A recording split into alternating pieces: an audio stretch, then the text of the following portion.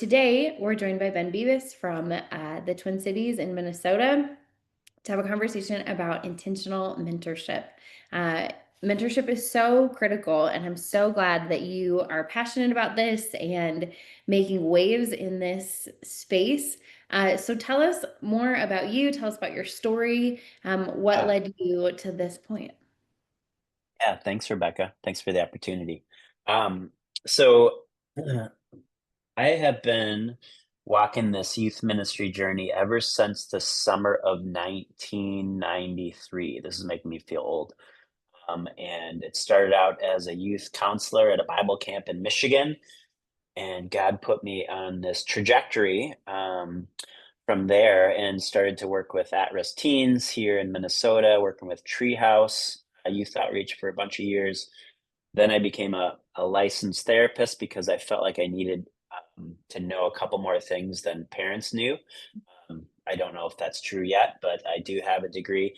And then started to work with families, um, both on the child protection side and in Christian counseling. And there was a point where I just discovered this kind of hole in youth ministry, because I was um, kind of really focused on mentoring young people and being kind of many of these young people's kind of only contact, right? Where I felt like it was on my shoulders. I needed to disciple them. I needed to help them kind of figure out life. And so that's where it was about 8 years ago, where I thought of this idea of getting mentor circles around youth, and really helping them be grounded in what are the gifts God's given them, helping them ground them in their identity in being a child of God, helping them create a vision to live it out, and then helping them get their family, friends, and mentors to come around them and help them to live out those things in the world. And so that's kind of been my journey the last about 7 years, running a nonprofit called Encircled. And it's been super, both really hard and really exciting. Um, and yeah, I just feel called, like God's put me on this earth to help equip other youth leaders like me, that are trying to figure out whether they're trained in it or not. Um, We're all passionate about young people in the next generation. So that's kind of my professional side story. Yeah. And then I'm also married. I've been married for 21 years to my wife, Sarah, and we have three teenage kids, one that just graduated from high school. And so I'm going into this crazy phase of helping get her ready for college. So Yeah. it's exciting. It's, frightening. It's all the things, right? So, Absolutely. Oh, what a crazy season. That pre yeah. that Yeah. pre that mid launch where they're kind of bouncing back and Exactly. forth, and yeah, Yeah. it's a wild season. So how Yeah. have you seen mentorship play out in your kids' lives? How have you seen the significance there? Yeah, that's a great question. So each of my kids are very different, as are all kids, I guess. But with my daughter, so I am also a youth volunteer at my church with our senior high youth group. Been doing that for the last probably 6 years. And with my daughter, she's the type of young lady that people just like or gravitate towards, right? They're like, "Oh, we love Sophia." Like, and so she has a young a local mom here, that her name's Beth, and she takes her out for coffee or goes for walks. We've had a few different youth pastors, as I'm sure many of you have experienced. Like, a youth pastor is here for a year and then they go and then we get another one. So it's kind of been a revolving door. So Mm. she has three different youth pastors over the last 5 years that are still investing in her remotely. Um, and then my middle son, Reed, he has a couple guys at our church, both leaders and friends of ours, that I have encouraged, "Hey, could you if I get you a Chipotle gift card, could you take my son out and grab a burrito and just talk about whatever and, share about faith if that comes up?" And then our youngest son, he loves hanging out with little kids in our church. And he's 13, so he just loves being kind of like this big brother type. And so a bunch of the parents of these little kids have really just loved Sam, and they just speak into his life and encourage him at church.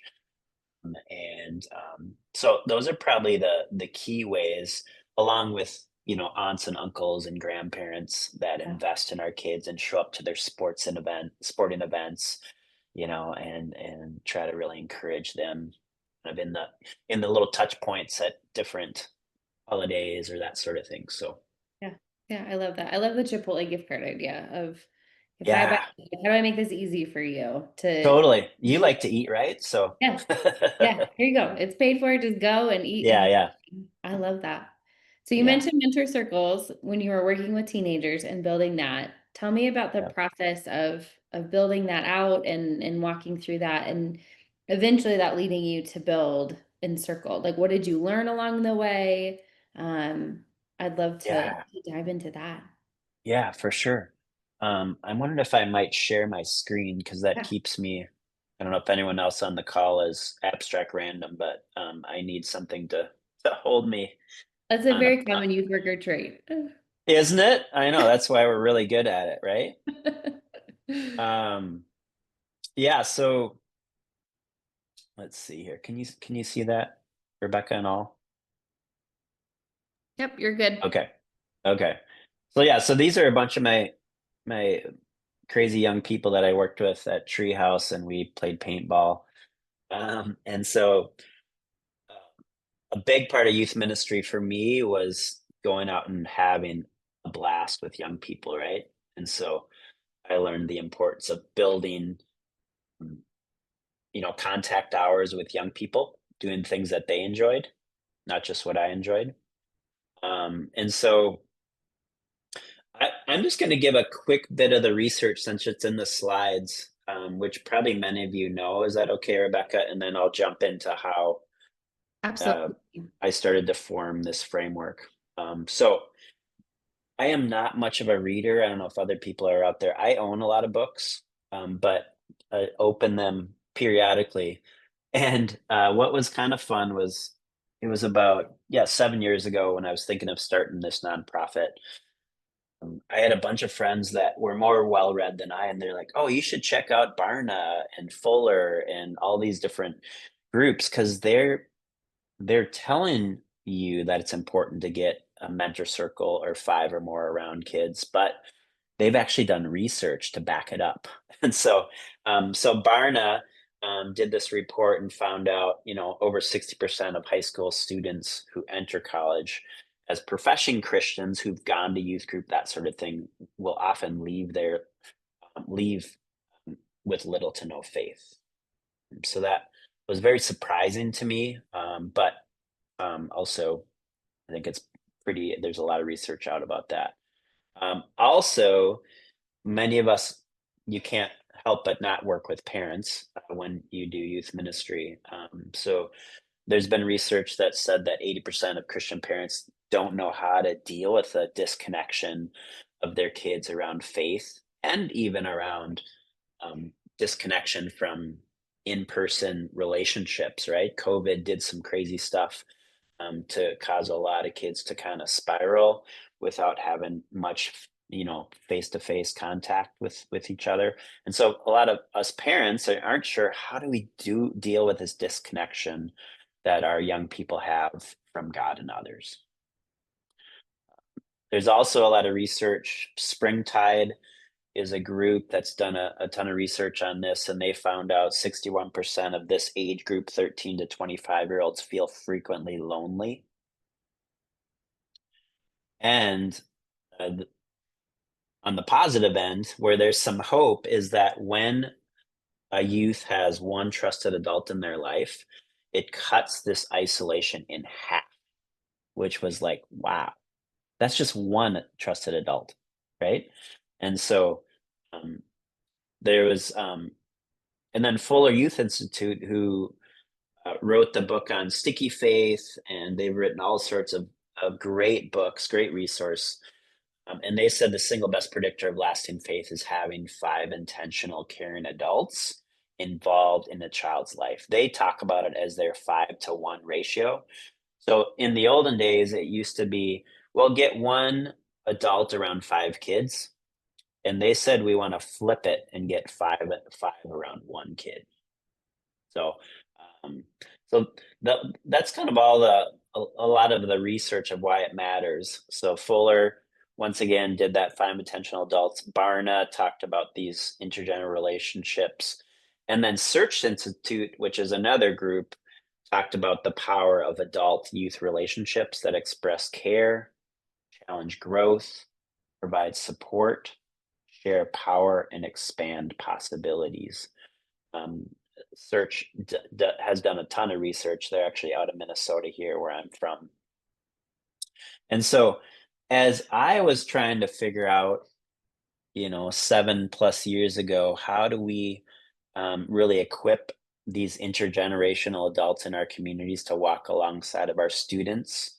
Um, there was, I'm actually going to skip this slide. So Encircled is the nonprofit that I started along with some other people here in Minnesota, and I have a worker in San Diego. But we've kind of narrowed it down to our mission is helping connect the next generation to God and others, and we do that through mentor circles. We've created kind of some key things along the way, and as I've kind of done this youth ministry work through Treehouse and through counseling and therapy and being a volunteer leader, I wanted to try to find out what is a framework that can kind of prepare these kids for mentorship and also prepare their intentional adults to be part of a mentoring role. And what we found was if we can ground them in their identity and how God sees them versus what the world tells them is important, that's really important, right? And this is something I don't think I understood as a teenager myself, but it's been kind of really amazing for me even as an adult. The other one was so many times I would meet with young people and they would struggle and feel like they didn't really have any skills. They weren't the kids that were on the varsity teams. They didn't get on the A honor roll. And so I'm like, okay, so I'm going to have you take this basic gift inventory. We use what's called VIA gift inventory. It's like a character strengths inventory that's free. I love free because then there's no barriers between them using it. But I would have them take this gift inventory and they would light up, Rebecca. And they felt seen and heard and known when they learned about some of their character strengths, like you have courage, or you have leadership skills, or you have compassion, right? And so I've we've found that really helping ground young people in their God-given gifts makes a big difference. And then we help them create some goals. When I was a therapist, I would often help young people create goals, right? We had to do that, um, for insurance to cover our visits. And so we'd create goals with them.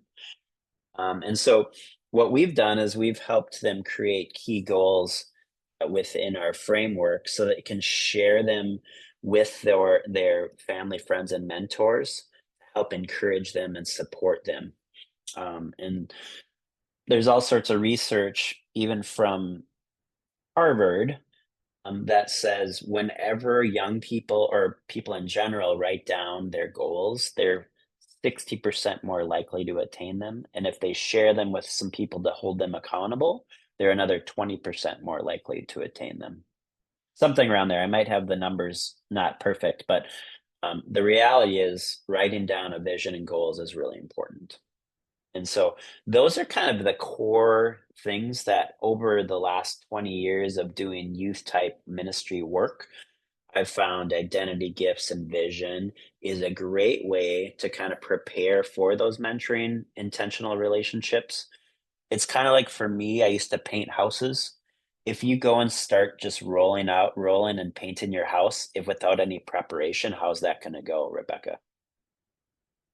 Probably not so good, right? No, No, it's gonna be messy, and it's not absolutely. gonna look good, right? You're just gonna have to redo it. So I found if we can do preparation to help really ground young people in their identity, gifts, and vision, and then bring their intentional adults around them. Actually, I have a slide for this, I think. That way, students, um, learn about what lights them up, but then we can share that with their intentional adults that they pick, right? And this is really important. Um, if we pick the intentional adults for students to say, all right, I just set you up with this mentor, and this mentor. I hope you like them. Um, it's probably not going to go great either. So, how can we help the youth and the students to be able to decide who they want as their intentional adults? Yeah, Um, that's powerful. yeah, and when they do that, they feel like, okay, I guess this is my life. I'm driving the bus. They're along for the ride, right? And when the mentors and the intentional adults better understand what lights that kid up, what they're passionate about, what they want to do in the future, then they can really encourage them in a way that shares some wisdom with them. Because us adults like to share our wisdom, right? As we think we have a lot of wisdom. I probably have less than others, um, The older I but the get, the less I think that. yeah, exactly. And then what we've found is when these intentional adults can make commitments to walking with that student around the things that they want to do in life. Um, these are the things I know there's books written about how young people in the church don't feel seen, don't feel known, and Mhm, don't feel like the adults care about them, right? And you could probably add a lot more to that, Rebecca, mhm. just from research that you've done or that you know about. But this flips the script on that and actually helps give some confidence in this student to know that, wow, these people care enough to commit to wanting to go out and grab coffee or go out and play cards or go fishing once a month or once a quarter. And that makes a difference. Absolutely. So, and then the last couple of things we do through Encircled, and I'll show you a little bit about our app in a little bit, but we have a time of this blessing that they do to bring this mentor circle around this student to pray over them, to encourage them, and that gets recorded. We have an app that does that. But then the real powerful part is when these adults show up after this rites of passage ceremony and commit to walking with them over the next year and beyond. And that's where that um, consistency of having intentional adults that also are figuring out what it means to love God and model that and can have conversations. So Yeah. I think that yeah, that rite of passage is so powerful, and it's something we've gotten away from over the yeah. last couple years, but those sacred, all Mhm, of us could think back over our lives and remember those really concrete moments that really stand out. And so that's a mhm. powerful way to come alongside a kid and acknowledge that they're moving into a new season of their life and really put people around them to navigate that well. I love that. So do you want me to share more or do we want to put out some questions to others? What would be best, Rebecca? Well, if you have questions and you want to put them in the chat, or you're welcome to unmute and ask. Um, I'm curious about, I would love to see more about the app and things. And I'm curious Yeah. about other ways that we can encourage. I think the challenge sometimes is as youth workers, we know that adults are important in the lives of kids, but Yeah. sometimes it's hard to bring others alongside in that vision. And so, what are Hmm. practical ways you've seen of Yeah. making mentorship easier, helping share that vision widely in a congregation? Yeah. What does that look like? Yeah. Great. Well, this is why I had this slide. So thanks for asking. Um, so some of the things, and there's some churches that I meet with, and I'm sure you do too, Rebecca, where instantly you get each other. Like they are bought into this idea of intergenerational relationships, and they're doing creative things in their programs. Um, for me, when I've been kind of like interim youth worker at our church, um, it was important that I sat down with my volunteer leaders, and kind of cast this vision of the importance of one-to-one mentorship and these intentional conversations, because many of them didn't have that experience, right? Where they had a mentor or an adult that actually took time to spend with them outside of maybe their parents. And so I think for you all, it's important to cast that vision, especially if your people that are working or helping you don't get it, and share stories about the impact of it, right? Both from the research and both from your own experience.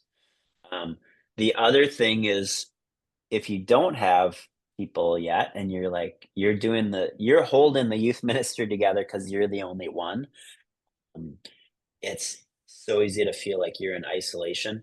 It's important, just take the time to for me, I do my best thinking if I go for a walk in nature or go for a cross country ski or something. And then Mhm. where I just pray like, God, put people on my mind and my heart that are in our community that might be interested in this. Okay.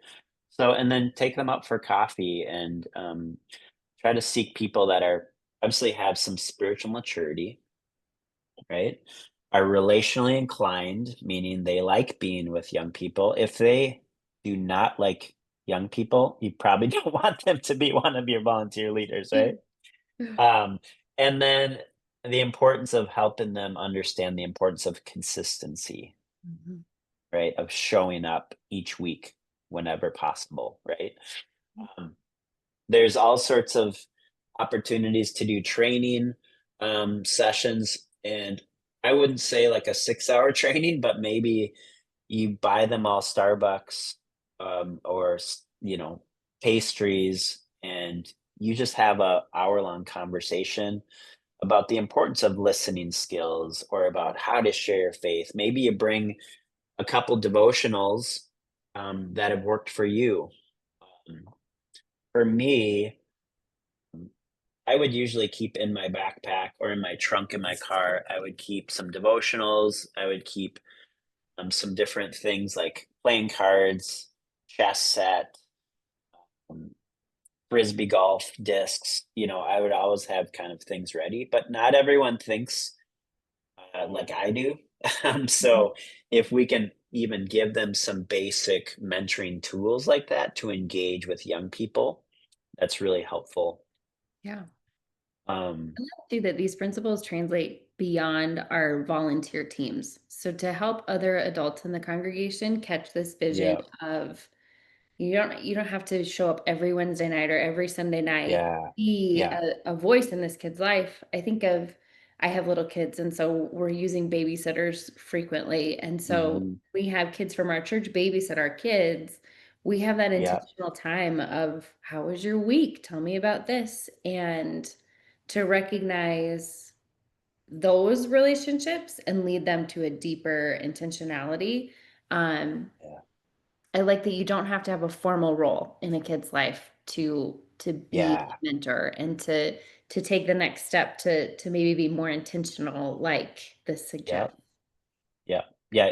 I always thought when I was looking for a mentor, I needed to look for somebody like a Gandalf, like a wise sage with a staff, right? Yeah.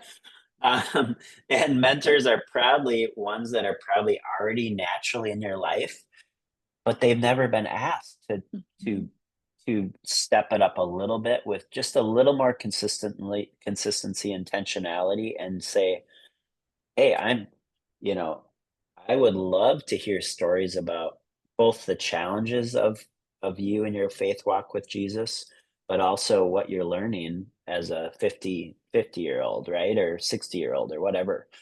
Um, so I just found like just the life on life walking with people doesn't need to be fancy. You don't need a fancy degree.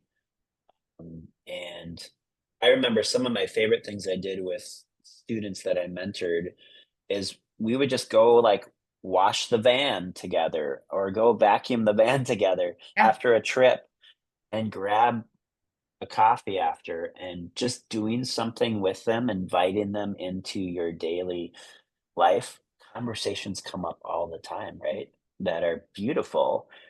And is it when I'm in the word as an adult, mm, it's naturally gonna just come out versus feeling like I need to have this perfect devotional ready for Yeah. them to have this mentoring conversation. I don't know if you can relate to that, Rebecca, but Oh, absolutely. Yeah, I think that the times that I've tried to be more formal or more perfect, it's just awkward. It just feels like we're yeah, kind of like working through a worksheet instead of genuinely yeah, doing relationship or, even saying like, this kind of confused me. What do you think? And leading into conversation instead of, having to yeah, have it all together and the right answers and all of that.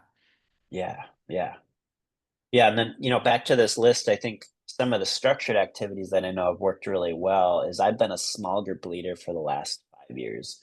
Mhm. Um, and usually I get kind of the crazy boys, that are in the youth group, so I get to kinda wrangle them um, but being consistent over these years and showing up each week and listening and laughing with them and, I usually every few maybe every other month, I try to at least let's take the group to Starbucks or to Mhm. McDonald's and get some fries and just switch it up, I found is really helpful. But having those intergenerational small group leaders that are consistent is really helpful. Um, the other thing we done at our church is each kid that goes through confirmation, like our faith formation program, gets somebody that's praying for them and they get to meet them at their confirmation and they've been praying for them for the last 2 years. That's really pretty cool. Um, and then for my, I'll speak for my wife. My wife leads worship at our church and she loves trying to bring in, we have this guy, Tom, that plays bass that's like 70 years old. And then we have a drummer, that's like he's 16, so he's from our youth group. And Mhm. then we have some people that do vocals that are in middle school. And so we have this wide variety of intergenerational people that are serving um, in kind of those worship roles or helping out with the nursery or helping run the tech in the back. Yep. There's like 9-year-olds running the slideshow for so it's just like it's beautiful, right? Yeah. And I'm sure we're not the only church that does that, but I would encourage people to help advocate for young people to have a place so they don't feel like they're siloed down to the youth room. Because I know a lot of churches maybe unintentionally do that, but they kind of have their own thing, right? Mm. In the downstairs basement of the church, right? Where the Yes. youth should stay down there, right? Don't let them into the larger church setting. But um, Yeah. And I love that concept really fits all kids. yeah, So not all students are gonna thrive in a youth group setting. Some kids are they're more introverted than that. They don't like, yep, what we do in programming, and there's nothing wrong with that. But there are still places that they can receive mm, guidance and mentorship and community within the larger body. And so that challenge to think beyond the walls of our youth room and really cast that vision for our congregations that we're all, Mhm. most of our churches do dedication or baptism where we make Yeah. promises that we are Yeah. going to Yeah. invest in their spiritual formation. And Yeah. then we clap when it's cute and they, had their picture Yeah. moment, and then we move on. Yeah. And so helping cast that vision and pull people in, that Mhm. if you're in the sound booth, if you're serving snacks, if you're Yeah. helping people find parking spots, if you're, fill in the blank. Um, Mm. but that can be a really intentional space to build those relationships that can lead to mentorship. Yeah. Yeah, exactly. Yeah, and then the kind of the fourth one, these organic connections, these are some of my favorite things, even as a mentor type or intentional adult with kids in my youth group, is when I show up to these kids like lacrosse game or a track meet or to their choir concert, both the youth lights up, but almost even more the parent is shocked. They're like, wow, you are a busy person and you showed up to my kid's event. Like, Mhm, and there's this like deep, like, yeah, they're just appreciation, right? And it literally sometimes I only have 20 minutes and I show up for their one run around the track and I give them a high five. They take a picture with me with their son and I just say, "You did awesome." And I give them a Gatorade and I say, "Keep going. You're doing great." Like, and literally that's all it took me on my way home. mhm, But what does that do for that young person and for that parent, right? To know that someone showed up to one of their events, you know? yeah, it's So, so powerful. yeah. But it's simple too. Yeah. So oftentimes we think us as the youth worker have to have all these like brilliant ideas and strategies. And it's really showing up to their things, knowing their name, asking how they're doing. And when we can also come around the parents or who is ever the caregiver to let them know that we're there on Mhm. Team George or Team Susie, um, it's really a powerful opportunity that we have. So those are organic connections are sometimes the most fruitful, and you don't need to say anything wise. And maybe you share like you write them a little note and share a scripture that you're thinking about or whatever, and you can bring in some of that into it. Or if they're nervous before their track meet, maybe you can just say, "Hey, could I just pray for you quick? Pray that God would give you courage and would keep you safe." Yeah. Right? So, and then the last one is how do we just support and sustain these intentional adults in our ministry? And it's just by loving on them, by loving on these adults that show up to volunteer or to take kids out for a Coke or a French fry, and just keep cheering them on. Because what I've found, Rebecca and others, is that I think I said, I felt like I had to do it all on my own. Like I Mhm. was the one that had to be the father figure, the youth worker, the counselor, all the things. But if we can switch it up and try to spend some of our time with our students to really help them think outside of you as the youth worker, and start to think about who are some other adults that they might feel comfortable with to start to invite into their lives, it's going to help that student and it's going to help you in your ministry role so that you can bless other young people, right? Yeah.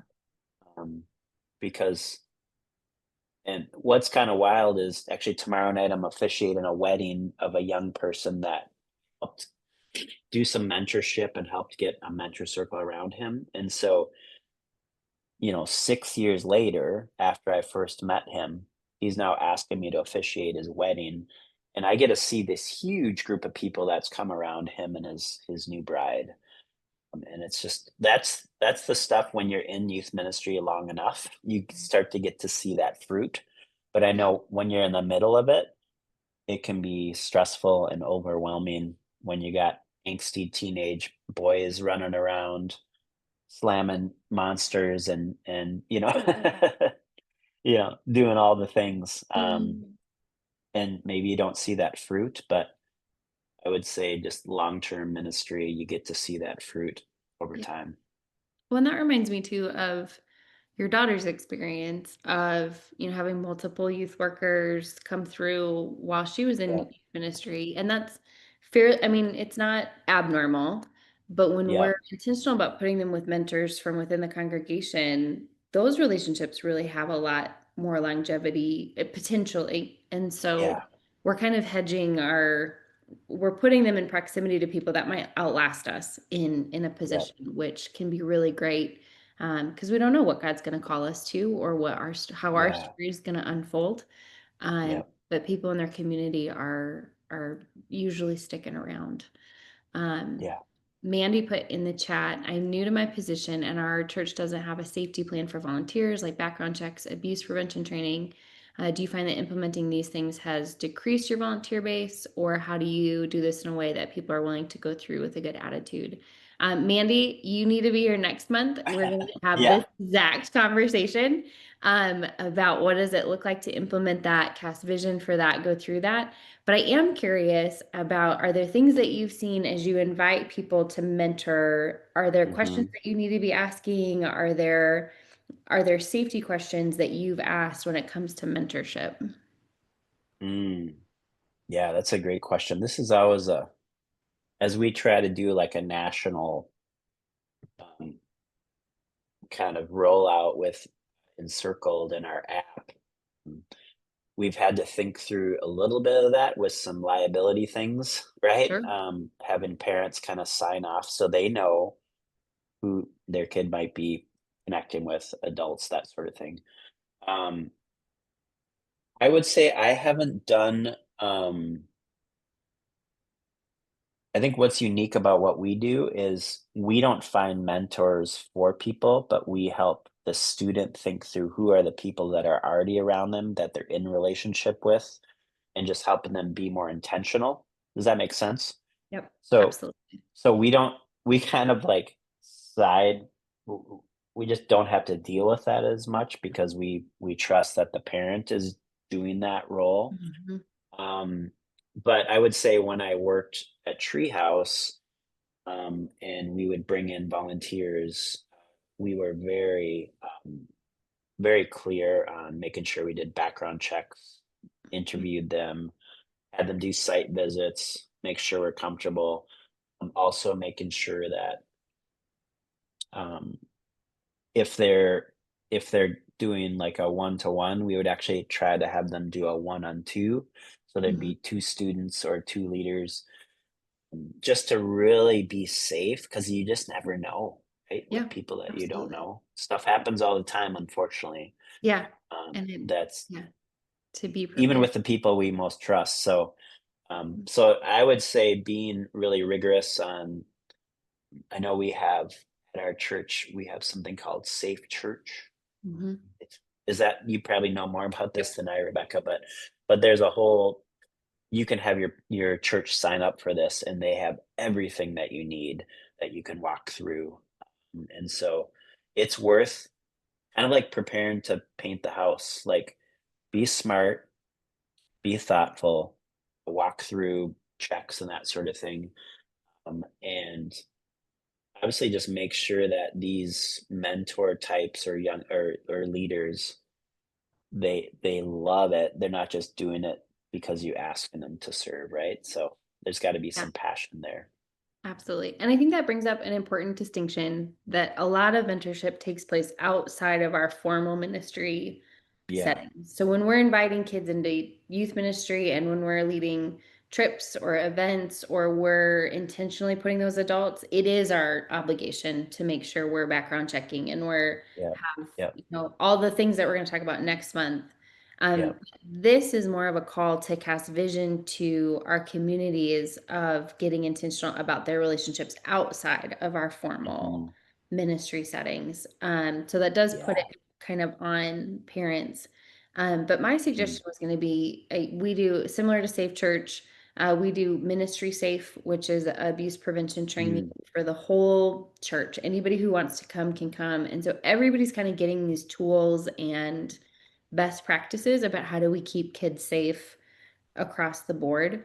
So yeah. some of those ways to equip people beyond your ministry for that could be a good way to make sure Mm, all of these relationships are safe for kids. But it's an important question. It's so important yeah. that we're doing a whole hour on it next month.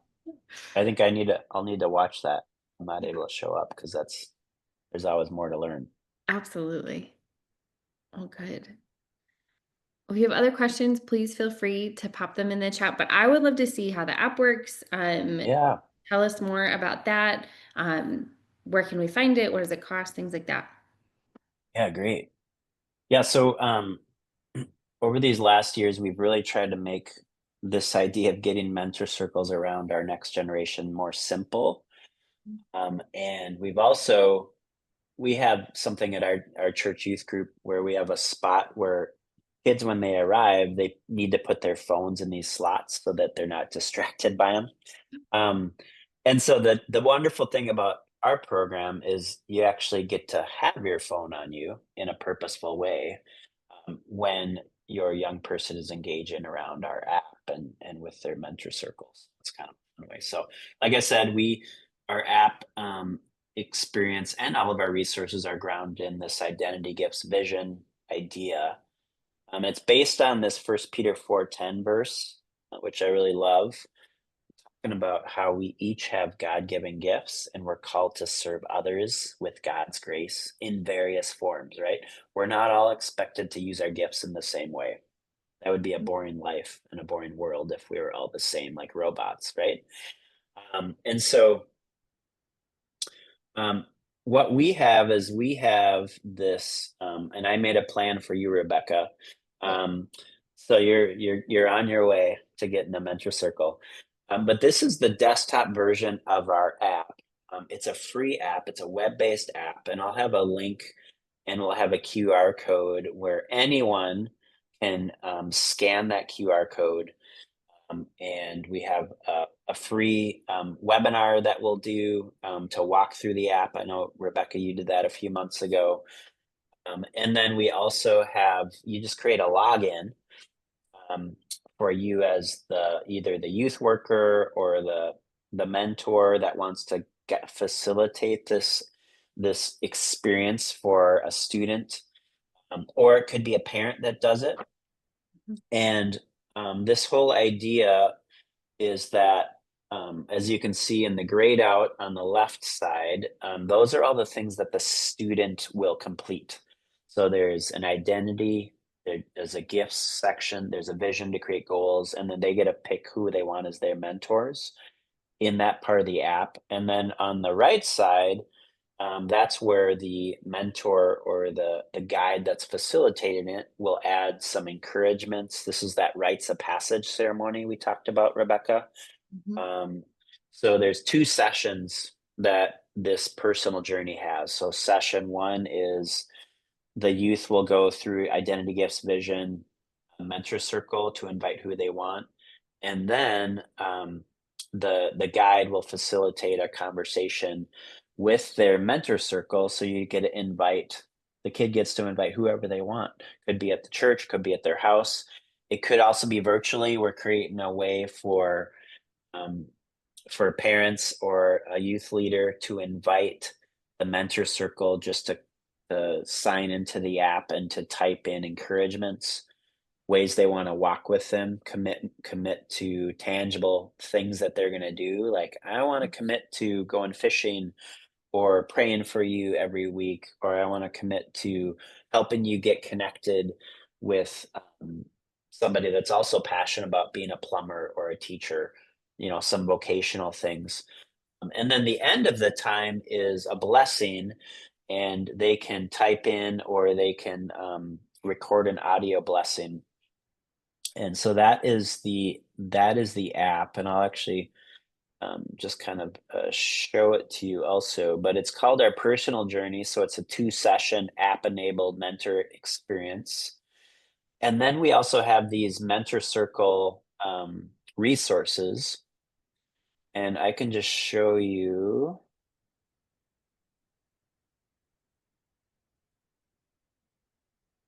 if I can figure out the tech. Oh, here we go.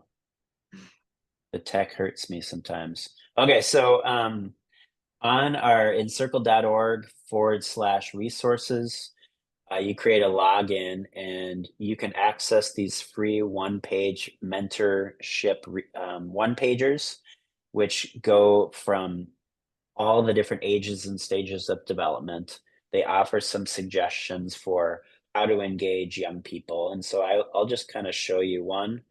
So this is a parent essential that a parent could use with a high school youth. And it gives them just ideas on how to walk through a spiritual conversations, how to talk about identity, gifts, and vision, and some tips. And so those are all free on our website that you can download PDFs, print.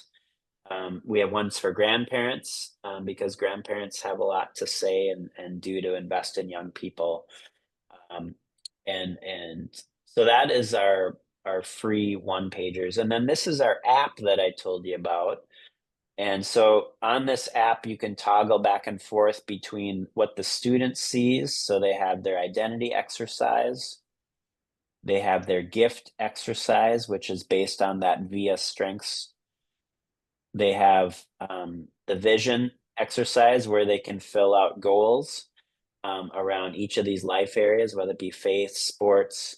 They could do one on Fortnite if they want to get really good at Fortnite or be a YouTuber that goes viral. They get to pick whatever their gifts are or their vision is, and then they get to pick who they want to have as their mentors and add people to their mentor circle. Um, and then, like I was saying, and we'll walk this through on our free webinar on how to use this, then the mentors will go in and they can add encouragements here, as you can see, or they can add specific commitments to walk with them around their goals. And then they can also do this blessing where you can record a blessing, which is pretty cool, or you can add a text blessing, which could be a prayer. And all of this gets saved on an app, and I'll just show you. Um, I have lots of different plans that I've started and I'm doing with young people. And I was just going to show you my daughter, Sophia, who's going off to college. I could download this app and then I can just show you this PDF. This has her plan with all of her people. This has her identity, her gifts she discovered, her goals. And then these are all the encouragements that her mentors, her intentional adults gave, and all their commitments, all on one page with the blessing. And so we're just trying to make it as easy as possible to use the app to really get mentor circles around young people. So those are our main resources. And this is, and you can get this through encircle.org/resources, or just go to encircle.org. And if you want to become a guide, this is where you can scan that QR code. And then that will take you to a link to sign up for a 1 hour webinar. And we can do this on a anytime basis, but especially I believe it's on Tuesdays and Saturdays where we've allotted time. So those are our main resources, Rebecca, that I think, and they're free. So that's what makes it even more beautiful, is that these are all free. You can use these as much as you want, and we would love to equip you with whatever you need to start using these in your context.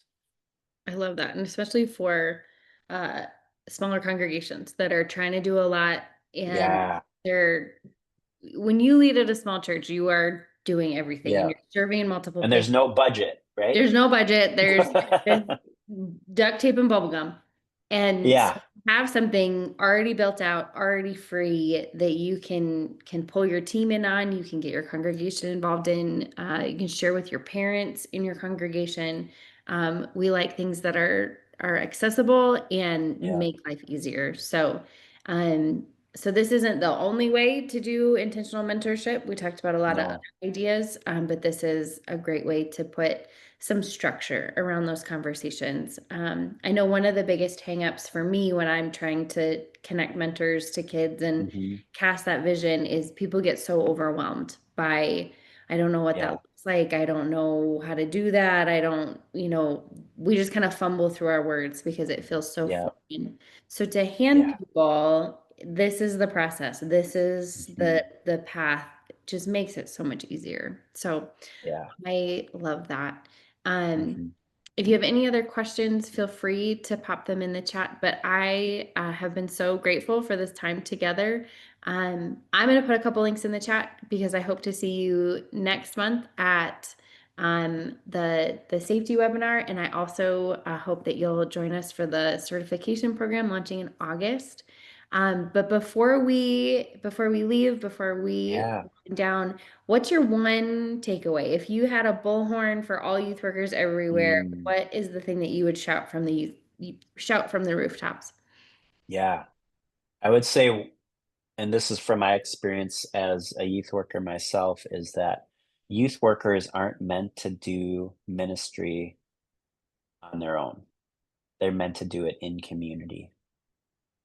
Just as youth aren't meant to live their life in isolation, but in community.